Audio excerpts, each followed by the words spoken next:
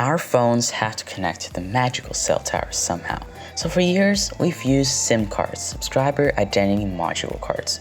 They work by using their hard-coded login and password in addition to some math tricks to tell your mobile network or carrier that the phone that SIM is in is your phone and should be connected to your mobile network or carrier account. They take up valuable space inside phones though. That space could be used for things like bigger batteries. That's why we went from full-size standard SIMs to mini SIMs to micro SIMs to nano SIMs, each generation being smaller than the last.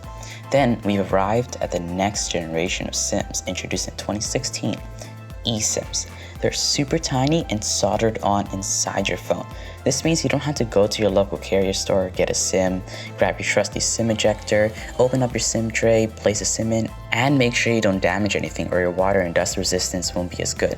With eSIMs, all you have to do is download your carrier's app or scan a QR code and set things up from there. So much more convenient, right?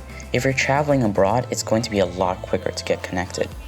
Other benefits include the fact that it's a lot smaller than even a NanoSIM and its accompanying tray, which means bigger batteries or more space for other things. Also, eSIMs are required for connectivity on smartwatches since they're super small and can't waste space on traditional SIMs.